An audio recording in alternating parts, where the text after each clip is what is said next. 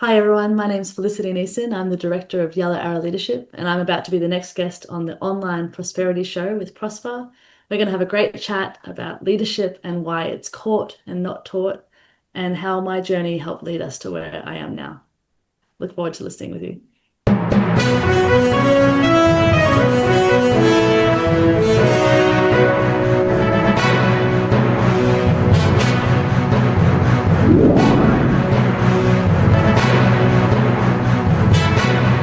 Welcome to yet another exciting episode of the Online Prosperity Show. I'm your host, Prosper Taruvinga, and I've got a question for you. Have you ever been or felt stuck, undervalued, or just wondering how to build leadership in young people, or maybe in yourself in a way that actually sticks? Well, let me tell you something. This is the episode to look out for, because today we're not just going to talk theory. We're actually going to be bringing you the exclusive content, solutions, and methods you can use, especially when most of the world around you is still trying to figure out how. I can't wait to introduce our guest today, Felicity Neeson. Felicity, how are you doing today? I'm doing so well, Prosper. Thanks for having me. I'm so excited to be here. Well, the pleasure is all mine, because you're somebody who's been doing the work that a lot of people shy away from, helping young people become leaders. And I think you believe that leadership isn't something that you only learn from textbooks, but something that you actually live, catch, and experience. I can't wait to jump into all of that and explore how you came about that conclusion. Now, for those that are watching and listening, Felicity Neeson is the founder and director of Yellow Arrow Leadership, and she is delivering leadership workshops for students and professional development for teachers. So you will get to learn how she trained as a secondary school teacher and worked in not-for-profits.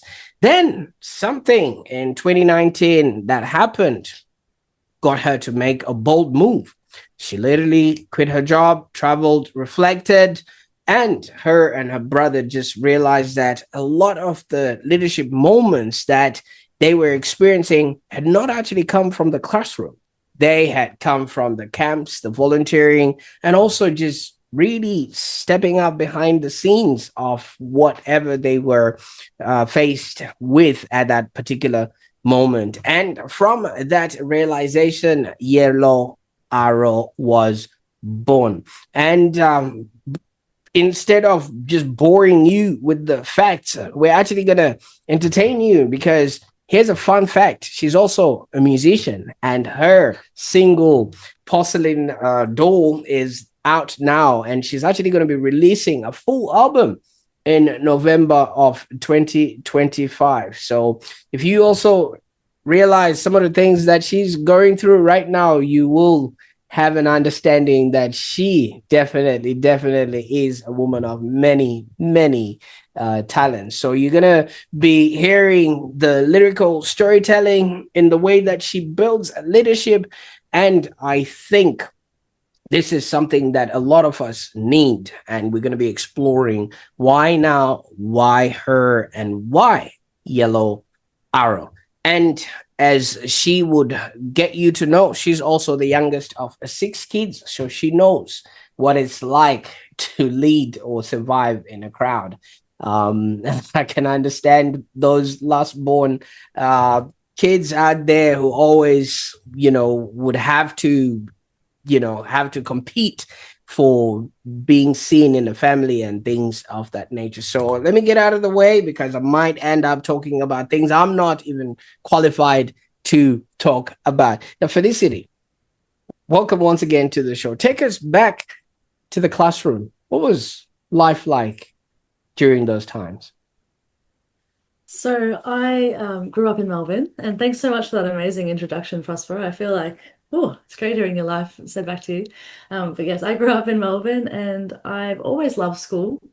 Um, and I was someone that loved getting involved in lots of different things. I was always in the choir, particularly in high school. I would put my hands up for everything possible. I was in the debating team, I was in the choir, and I was in the school production, all the different things. And then in the school holidays, I'd go away and do these camps. And I always loved going on these camps because I felt like that was where I was with my people. They were all about hands-on activities and leadership games. And yeah, I feel like being so involved and doing so many different things in addition to actual classroom really shaped me as a person, as you said in the intro. Yeah. Absolutely. And thank you so much for opening us up with that. Now, you were the last of six. Tell me what was that like at the dinner table? So, and I don't know, Prosper, do you have siblings yourself, or are you from a big family? I do have a younger sister, yes. Younger sister. Okay, yeah. So yeah, I'm the youngest, as you said. I've got three older brothers and two older sisters. And in addition to that, my parents ran the local youth group. So there was just always people in our house. Um, Family dinner was an event to behold, and there'd be minimum three or four conversations happening at once. And so I think something that I really learnt from a very young age was if you want to get a word in at the table, you've got to be ready to speak up.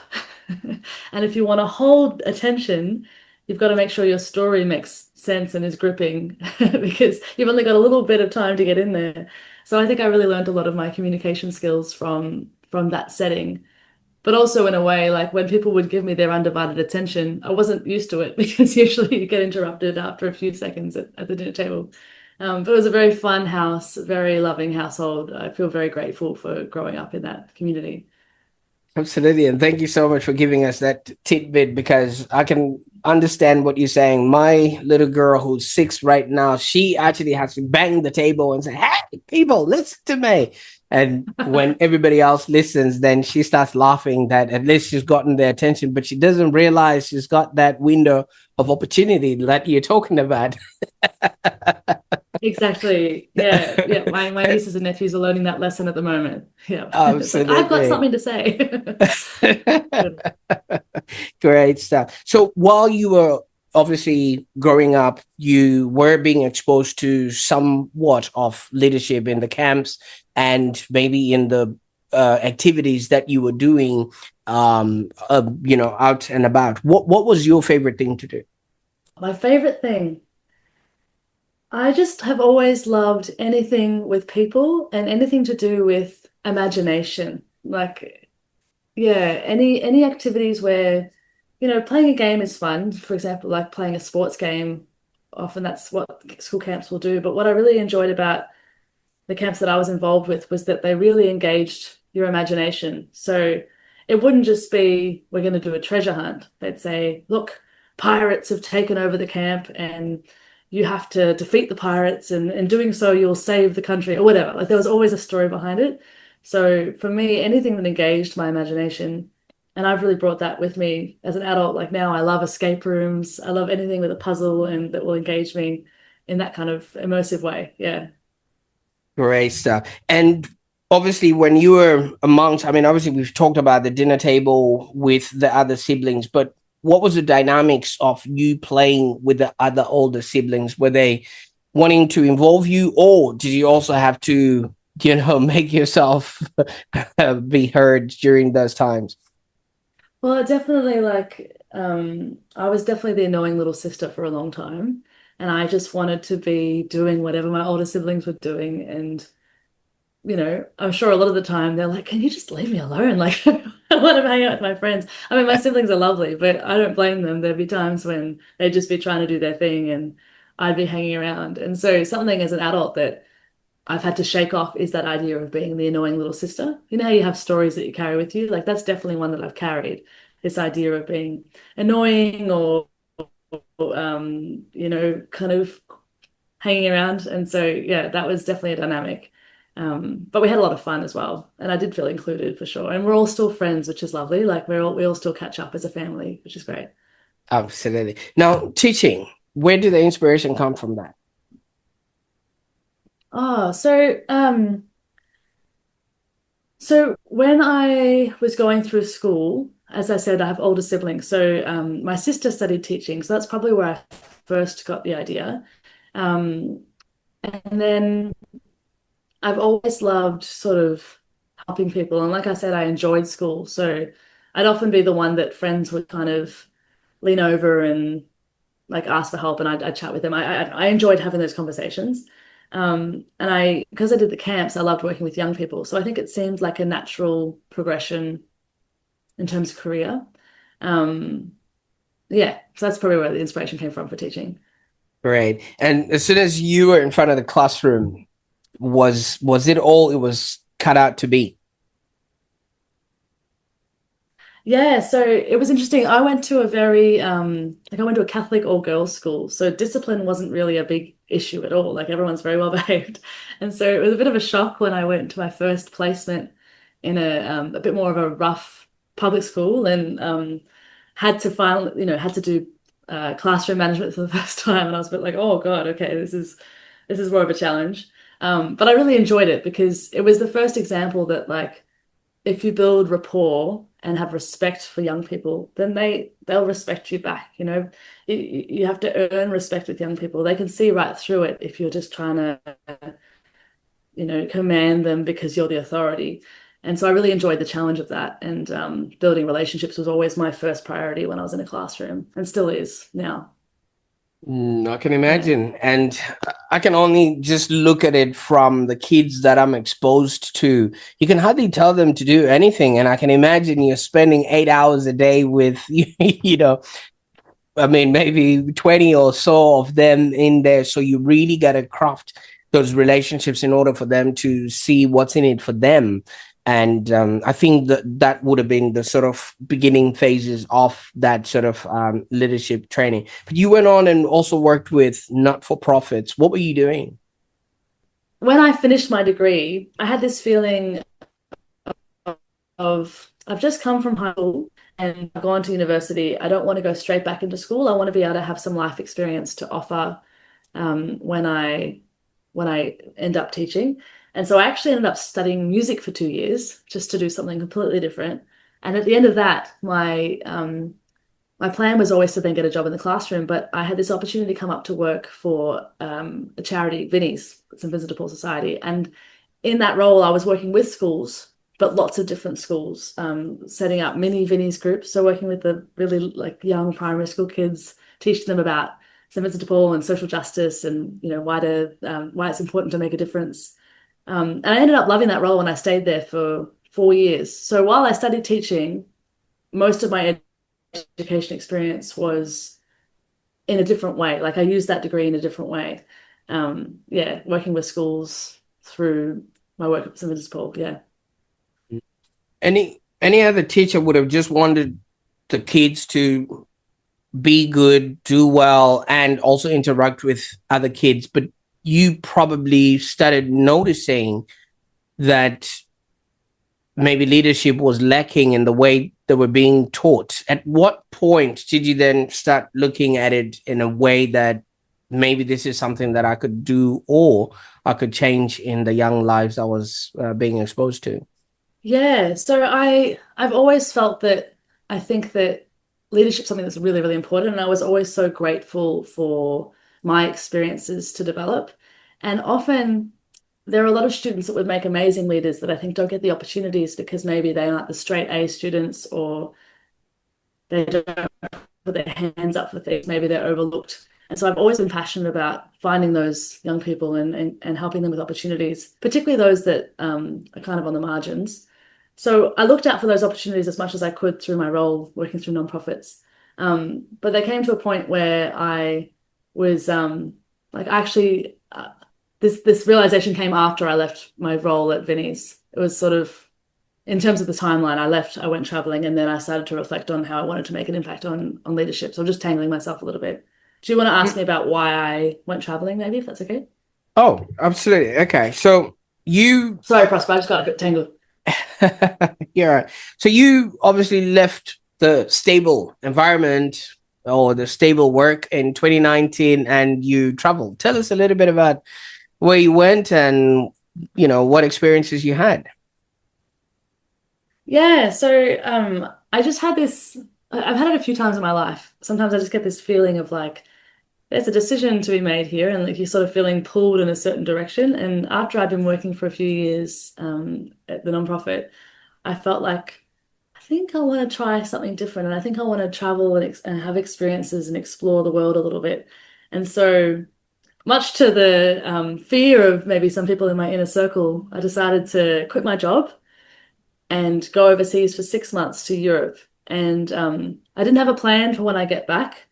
I knew that I would be okay. Like I had some money saved and options, but I really wanted to just open myself up to see what came. And it was such an incredible experience. I traveled for 6 months, and there's actually a bit of a romance element to it because I'd made this decision, and then I met someone who I started dating, and I said to him, look, just so you know, next year I'm gonna go traveling. And he's like, that's fine, whatever. And then after a few months, he said, actually, I'm gonna come too. So the two of us went traveling together, and he's now my husband, Oh, wow. Michael. But yeah, so the two of us went traveling for 6 months, and it was just such an incredible experience. We met so many people, and it was while on that journey that we met up with my brother, and the idea for Yellow Arrow was formed, my business that I run now. Absolutely, and congratulations on that. Not a lot of people would meet someone and convince them to go traveling across the world and still be together when you come back, because it's usually when you're traveling where you actually notice so many aspects about someone, like when they're being impatient when the bus doesn't come, or if things don't work out and you're like, "Ooh, I didn't know that about you." Yeah, we So, often say that we've been through a lot of like tests for the relationship because yeah, I completely agree with you. Traveling is such a test for a relationship because, yeah, everything can go wrong and you really see each other at your most stressed and out of your comfort zone.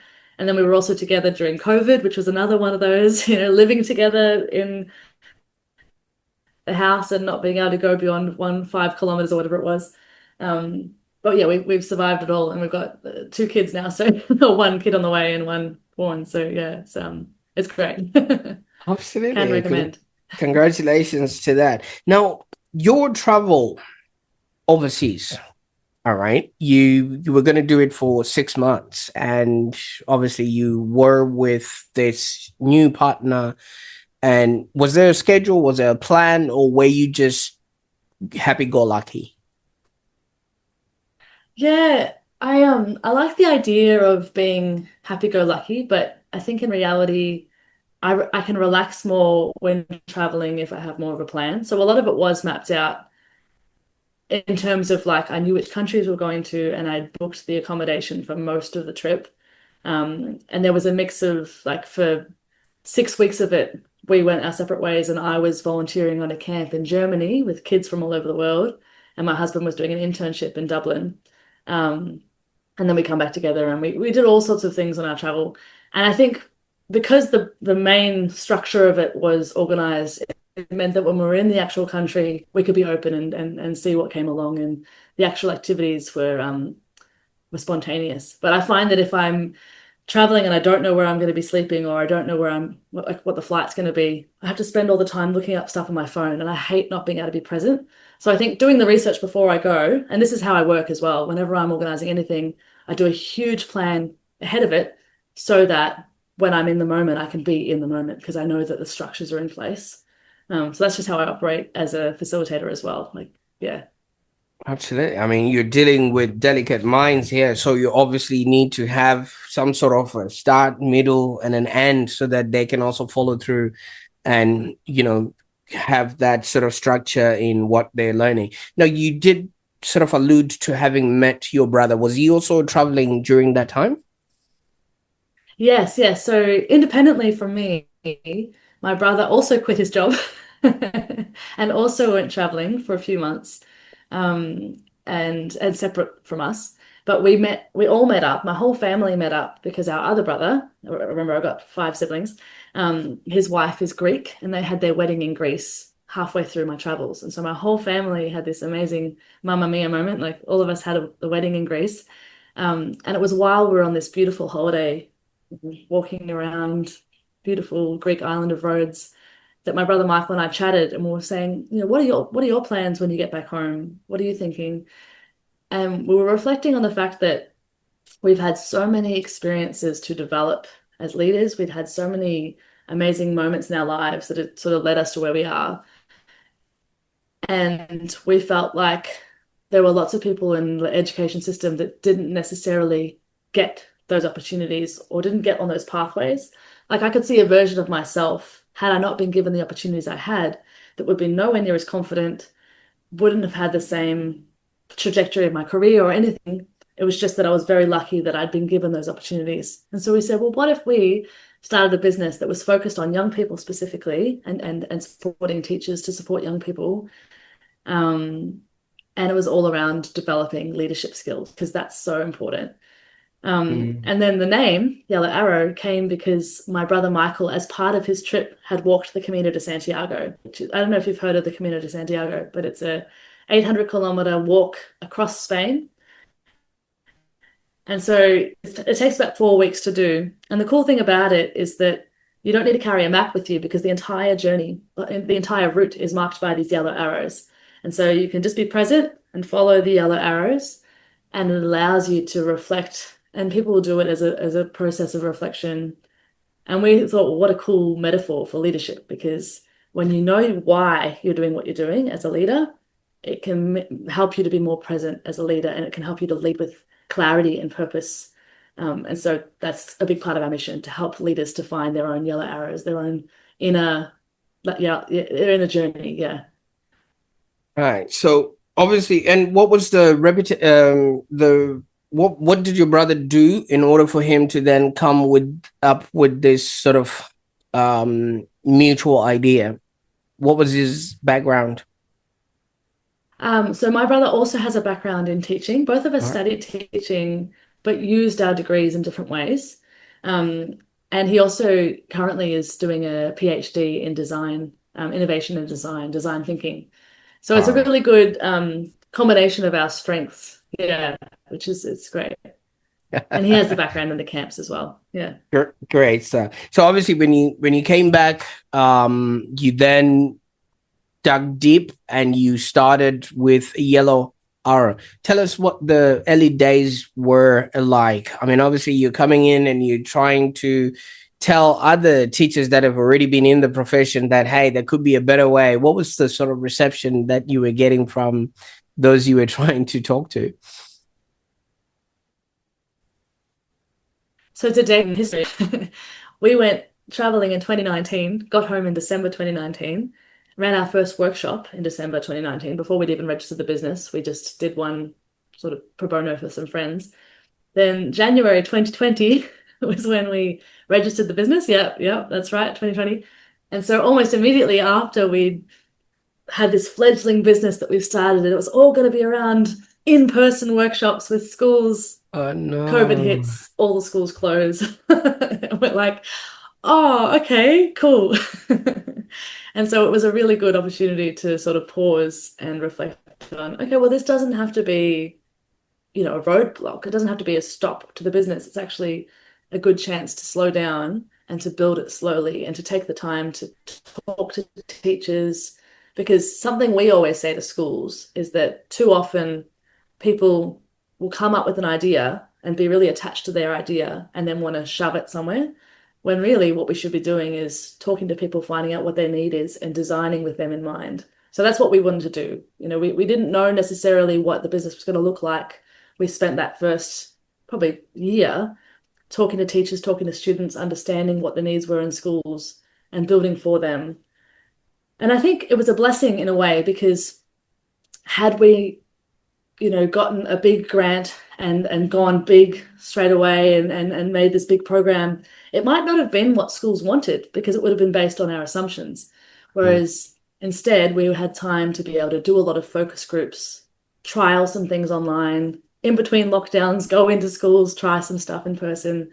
And it meant that by the time we really were properly able to launch, we knew that what we were offering was what schools wanted, and it was based on reality, not assumption. Mm, there was a lot of faith, though. I mean, nobody knew what the other end of the lockdowns would have been. I mean, 2 weeks to flatten the curve, and pretty much after that, 2 years later, we were still, elbowing each other and, measuring, the distance or things of that nature. But congratulations. It wasn't an easy time, even for established businesses, let alone for a business that hasn't gotten some sort of a track record. Now, I'd like to go back to that dinner table again that I alluded to first. In my household, our dinner table, it became a school, it became a boardroom, it became a laundry, it became a restaurant, and it actually became a playground. What was it like when you were now getting started in this maze of we don't know what the outside is going to look like, we don't know what our business is going to look like, but we're here on our kitchen table? Yeah, yeah, good question. And thank you. It was a big leap of faith, but I think it was exciting as well. And maybe the fact that we were coming from traveling overseas meant we had that mindset of we were already in a space of adventure. Had we had to start the business after being made redundant or losing our jobs, we might have been starting from a more deficit mindset. But I think it helped that we were already thinking creatively. But I love that idea of the table.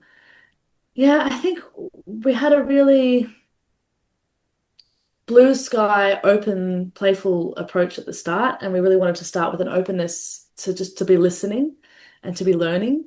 And yeah, there definitely was an element of fear because yeah, it's taking a risk, it's stepping outside what we know.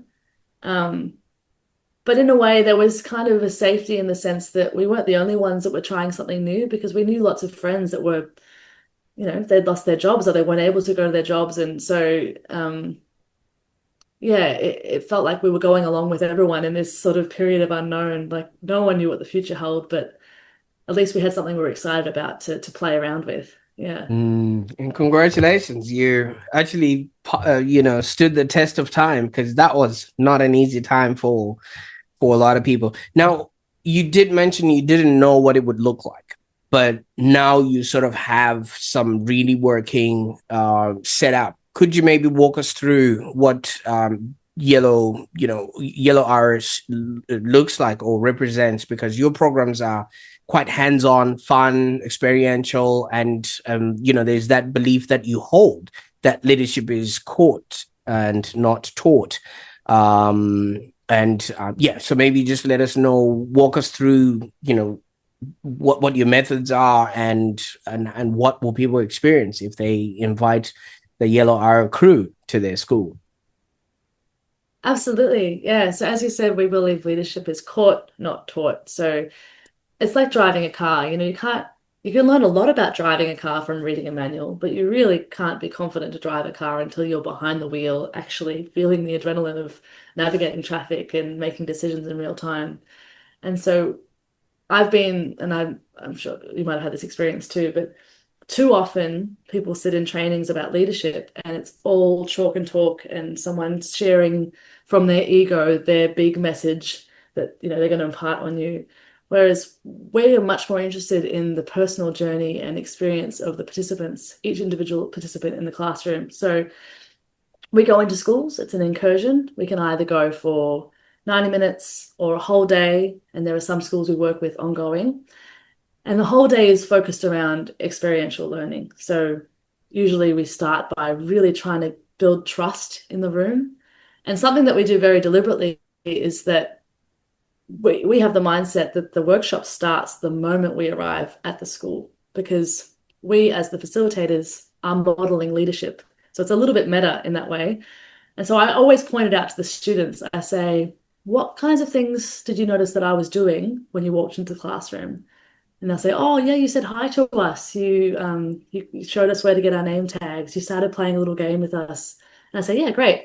And how differently would you have felt if when you walked into the room, I was in the corner, I was on my phone, I was ignoring you, I was sort of rolling my eyes, even though the workshop hadn't started yet, what impression would that have given you about how much I respect you or whatever? And they'd say, "Oh, yeah, like I would have felt like you didn't want to be here." Um, I would have communicated so much before I'd even started the day, and I would have started the day on the back foot as a result. So that's something I always say to the students because they need to know that too. They might not realize, but leadership is in the every little moment rather than the time when they put the leadership hat on and they give a speech at assembly. Like people pay more attention to how you are when you're not on. And that's the kind of leadership message that we want to send. Like, how can you be a leader in the little moments? Um, and so they have a chance to practice that through the day by having lots of hands-on activities where we throw them on the deep end. Like, here's a difficult hands-on challenge. You as a group have to work out a solution. We throw them straight into it. They have a bit of a, hard time. They enjoy it, a bit of a laugh, whatever. And then afterwards we say, okay, so what did you learn? Like, was that frustrating? Why was it frustrating? Cool. You've learned something about yourself as a leader. You need to have this or that. Um, and I think that that's so much more impactful than just talking about the lessons, because if you feel it in your body, it impacts you so much more. And then in the future, when they're in a similar situation, hopefully they can draw on those skills and use them in a real leadership situation. So from what you're saying, how you do anything is how you do everything. You know, how you Yeah, show up exactly. in front of people, how you pass somebody salt on the table, that is also, a leadership lesson in the making. 100%. And unfortunately, sometimes our examples of leaders aren't showing that, like they can be people who are in leadership roles, but the way they act in their day-to-day life is not kind and not considerate of everyone. And so I think we need more leaders that in their every action model their integrity. Now, Felicity, indulge me here for a little bit. When you went traveling and had all these experiences, you were automatically outside of your comfort zone, outside of everything you've ever known, but you thrived and yet you were learning and watching what was actually happening. Now, in science, they would call that a bit of a pattern break, but culturally, that represents to me somewhat of a rite of passage where you had to go and immerse yourself in a whole different way of being. And by you coming back with all these insights, you're now maybe giving the students a bit of a condensed version that they would have otherwise not have had they not come through any of the works that you're doing at Yellow Arrow there. Would I be wrong to assume that this is somewhat of a similarity in what you're creating? Absolutely. Yeah, such a good point. And something that we always ask the students afterwards is, what was a light bulb moment for you? And I love seeing those moments for students because they might have had this idea about themselves. I talked earlier about my ideas about myself, that they can't be a leader because they're not extroverted, or they can't be a leader because they're not as confident or whatever. But hopefully, I can, through the day, our team can demonstrate to them that anyone can be a leader. And actually, in that activity, you were the person that was able to solve the puzzle because you were the only one that was quietly watching and listening. And that is a leadership skill that's underrated, really, really important. Or, you were essential in this activity because you show compassion or whatever it is. So I really like to be able to have that pattern break for them and to be able to show them, like, you might have been told a certain thing about what a leader is, but you've experienced something different today. And hopefully that confidence can stay with them, that I don't need to put on a mask. I can just be me. And that's the best Mm. way to be a leader, and just to have confidence in that. Yeah, because Yeah. people, especially in the first world, they just go through ticking boxes. You're born, you go to kindergarten, you go to grade school, you go to high school, and then go to university, get married, maybe go on a couple of vacations, and then get a promotion at work without being told or being tapped on the shoulder that you could be a leader. So in most of these jobs, we actually have fully grown babies because nobody has told them you can be a leader now. Exactly. Yeah, exactly. So it's hard because the education system is set up so that young people don't have a lot of autonomy. In a lot of schools, they're told what they can wear, they're told what time they have to come to class, they're told what homework they have to do. And so as a result, unfortunately, students can become a bit apathetic because it's like, well, what's the point? And some people can then take that apathy into their adult life and just be, at the whim of their boss or whatever. But really, we can all take control of our destiny, not to sound too woo-woo, but um, anyone can be a leader at any point. You just need to scratch that record and step out and say, well, what do I actually want from my life? Maybe I can start trying to impact that. And what are people saying that's not being heard? Maybe I can be elevating their voices as well. So I think it's Mm. really, really important. Mm. How about these days where, anyone can win the blue ribbon, everyone gets a trophy. There's no apparent leaders, especially when kids are growing. They don't keep score in certain games and things of that nature. How do you then break these sort of news to parents that, okay, now we want to teach kids to be leaders? Yeah, and I think that's a really good point because there are some people that go through our programs that will never be a formal leader. Like they might never actually be in a formal leadership role. But it doesn't mean that leadership skills aren't still important because such a big part of leadership is self-leadership, being able to have resilience, being able to recognize, okay, this thing went really wrong. There was a global pandemic that happened right as I started a business, for example. Um, how you respond to challenge will impact how life goes for you. And so that's a big part of leadership, I say, self-leadership. And when, things happen in your family, you can be a leader within your family. So, um, yeah, I think that it doesn't matter whether people get to have the badge or not. I think it's completely irrelevant, to be honest, because leadership is about how we are, regardless of the setting. Yeah. Mm. I think in some schools, I mean, you're talking about badges and maybe ribbons to show that maybe you're the school captain or you're in the public speaking debate club, or just having some sort of sports recognition with school and things like that. And that's where a lot of people think that's where leadership should just be, especially for young people. Are you able to debunk that sort of myth? And why is this misconception dangerous, especially for kids growing up? Yeah, I think it's dangerous because you'll miss amazing leaders if you only go for the ones that put their hands up or that. I mean, I think it's important to train those students as well because they're in that role and they're role models. But often the students that are really role models are the ones that maybe are a bit they're in detention a lot or they've got other things going on and no one's telling them they're leaders, at least not in a positive sense. And I often think that those students have such innate leadership skills. Like there's a reason why they're rebelling. They've got an innate sense of justice. And so I think it's important to work with all students with these skills because everyone can benefit.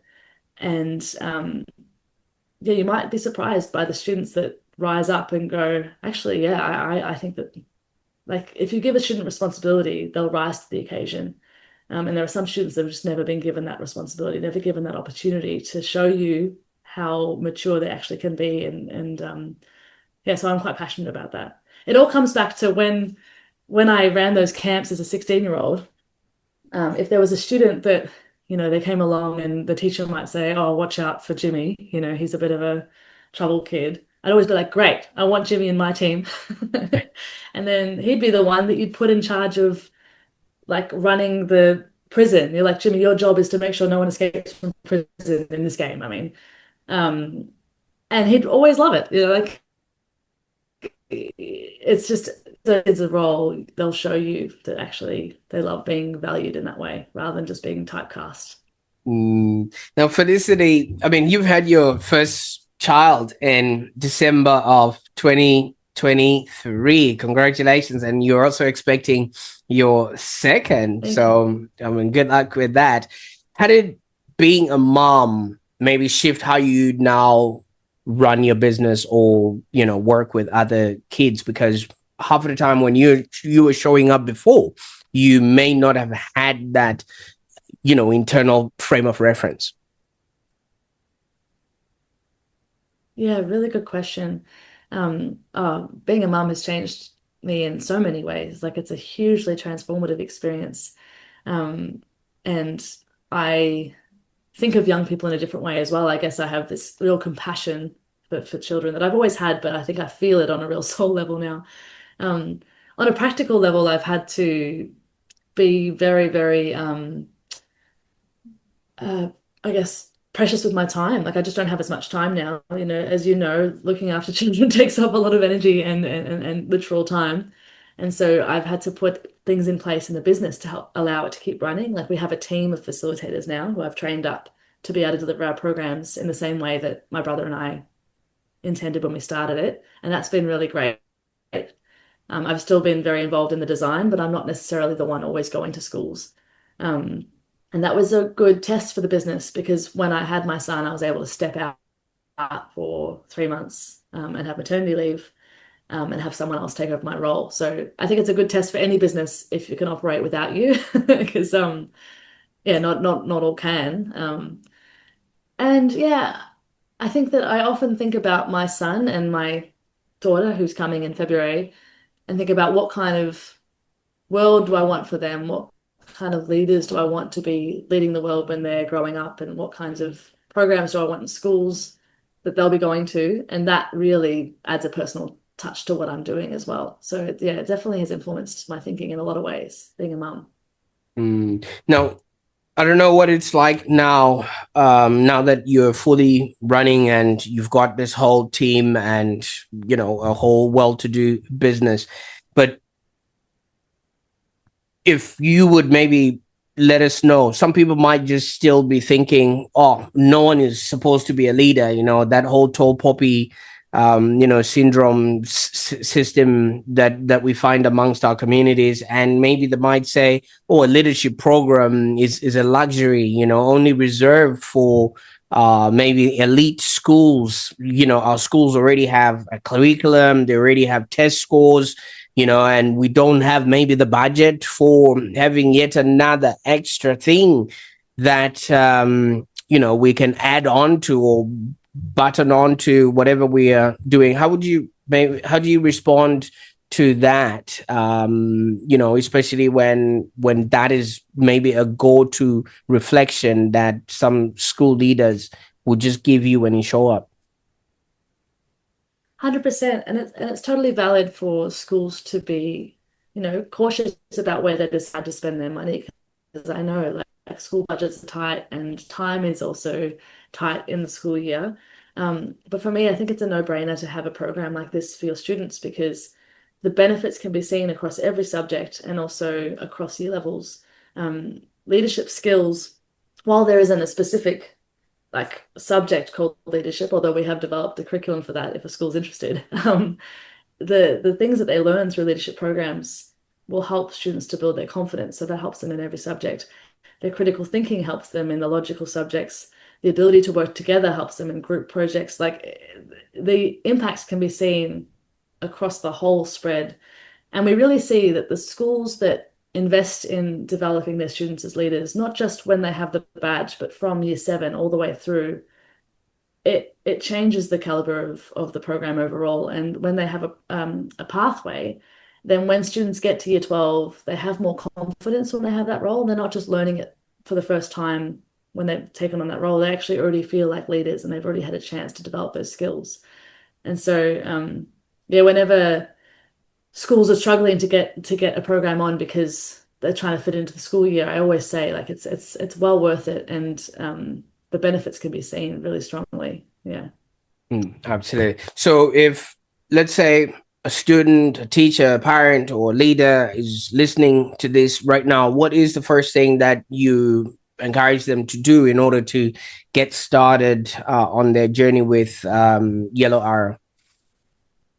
Yeah, so I would really encourage them to reach out to us. They can reach out on our website, yellowarrow.com.au, or send me an email, hello@yellowarrow.com.au. And the first step is always just to have a chat. Because like I said earlier, we don't come in with a preconceived idea of what the school will want. We've got a lot of research and ideas from our experience, but we will always talk to the teachers first and say, tell us a bit about your students, tell us about your school. What are you finding that your students are struggling with? What are they doing really well? Great, let's design a program for you that addresses them where they're at right now. And also, where do you want to get to? Because that'll help us as well. So we always start with a chat. And then from that chat, we can decide if we're going to come in for just a short workshop for a day, for a few days. We'll work with them across the year. Like it really depends on where we're trying to get to. But I really see it as a partnership with schools. And I've definitely gotten great feedback from teachers that, like I had a teacher say to me the other day, I interviewed 5 different companies to run my leadership day, and you were the only one who at the start of the conversation said, tell me about your school. Every other company said, this is what we have to offer. You know, you can have this, this, this, or this.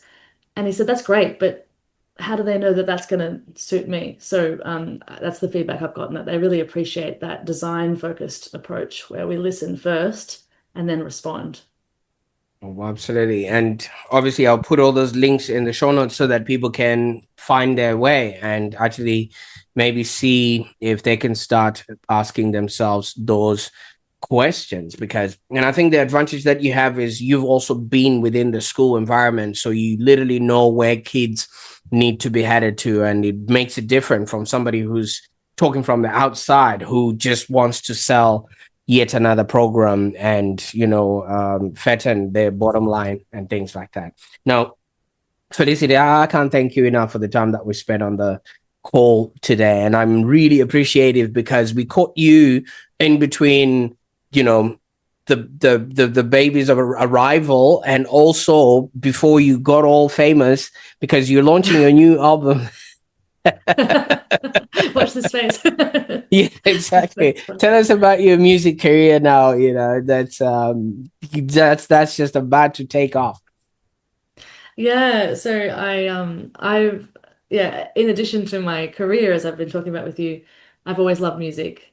Growing up in my family, we always played music, and I've had songs that I've written for years. And um, after having my son, at the start of this year, I was sort of like, I've never recorded these songs, and I really want to have them to be able to show him when he's older, and just for myself to be able to have. And I don't think if I do this now, it's going to happen. So now, why not now? And so I found this amazing producer called James McGuffey who lives out in the country in Chewton. And it was just going to be 5 songs, 5 of my songs that I wrote about 15 years ago, back when I was studying music. Um, and then through the process of recording the songs, some new inspiration came to me. So it's actually a whole album now of 8 songs because I've got some new songs in there as well, which is quite cool. And the single that's out at the moment is called Porcelain Doll. That song is about my experience. When I was at uni, I took a year off and I traveled to the Solomon Islands for 6 months and I was volunteering there.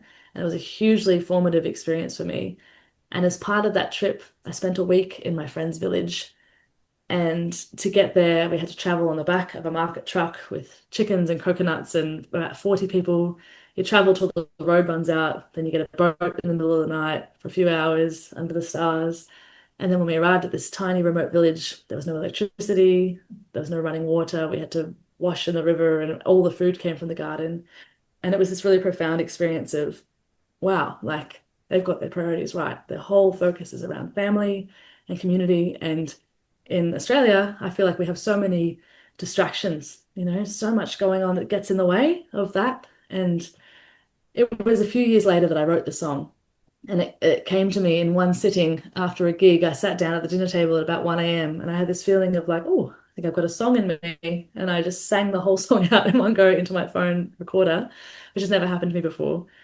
And so now, all these years later, I've recorded it and it's really special. It's like a little time capsule of one of the most important formative lessons that I had early on.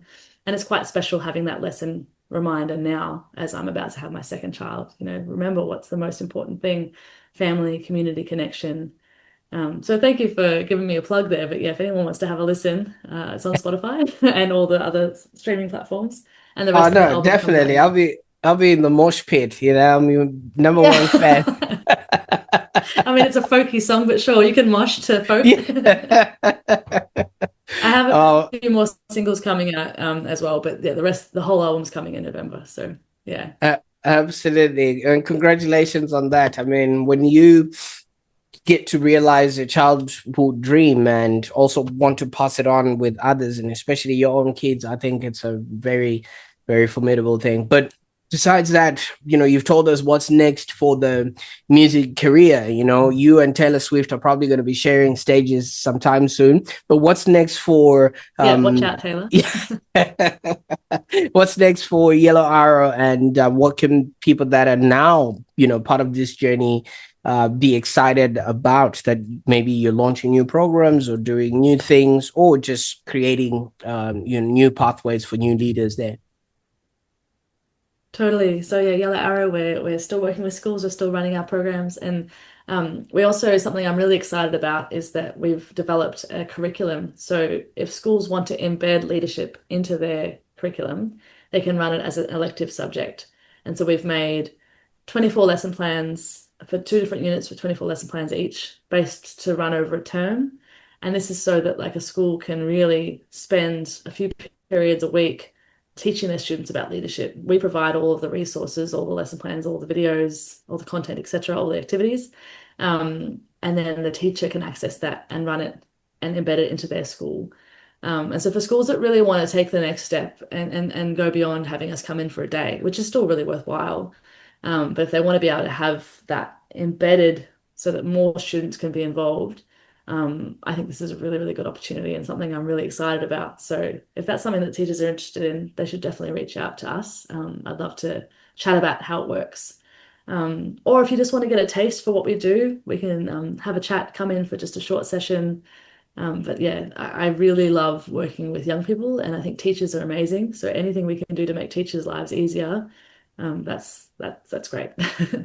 Absolutely. Now, Felicity, I can't thank you enough for the time that you spent with me today. I mean, and thank you so much for sharing all that. I mean, the fear, the leap, the invisible moments, the curriculum work, the songs, the motherhood, everything else that just embodies who you have become. Thank you so much for taking that journey for us.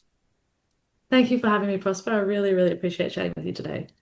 Great stuff. And I think our listeners are going to leave today with a lot more than just leadership tools. They're actually going to leave with hope and a path, perhaps maybe permission to even start before everything feels ready, because everyone just wants to make sure everything is lined up. But you showed us that come what may, you made things happen. So congratulations to your endeavors and everything else that's going to come out of that. Now, for those that are watching, if this conversation struck something in you, or if you felt, hey, I have had all this leadership buried in me, or I have a song that is buried in me, and anything of that nature, I encourage you to reach out to Felicity and just check out some of the work that she is doing, her and her team doing, or you could just subscribe to the Online Prosperity Show so you don't miss out on any of these exclusive content pieces that we're